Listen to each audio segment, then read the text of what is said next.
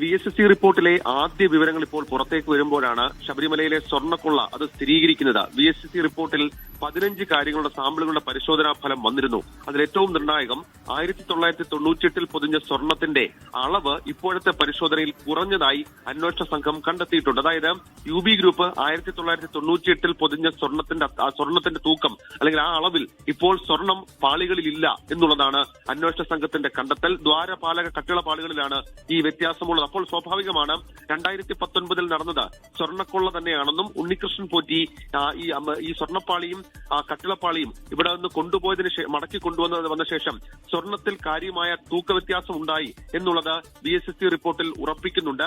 പാളികളുടെ ഭാരത്തിലും വ്യത്യാസമുണ്ട് എന്നുള്ള കണ്ടെത്തൽ അന്വേഷണ സംഘത്തെ സംബന്ധിച്ചിട്ടുണ്ട്. പക്ഷേ അത് ഏതെങ്കിലും തരത്തിൽ ഇതിന്റെ പുരാവസ്തു മൂല്യമടക്കമുള്ള കാര്യങ്ങൾ അത് പരിശോധിക്കപ്പെടണം. അതിന്റെ വിശദാംശങ്ങൾ ഇപ്പോൾ പുറത്തേക്ക് വന്നിട്ടില്ല.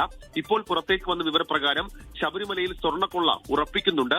2019 ഉണ്ണികൃഷ്ണൻ പോറ്റി സന്നിധാനത്ത് നിന്ന് കൊണ്ടുപോയ ദ്വാരപാലക പീഠങ്ങളിലെ സ്വർണ്ണപ്പാളിയും അതേപോലെ തന്നെ കട്ടിളപ്പാളിയിലും സ്വർണത്തിന്റെ തൂക്കത്തിൽ വ്യത്യാസമുണ്ട് എന്നുള്ളത് ഇപ്പോൾ VSSC പരിശോധനാ ഫലത്തിൽ കണ്ടെത്തിയിട്ടുണ്ട്. അതേസമയം പാളികളുടെ ഭാരത്തിൽ വ്യത്യാസമുണ്ട്. അതിൽ കൂടുതൽ ശാസ്ത്രീയ പരിശോധന നടത്തിയിട്ടുണ്ട്.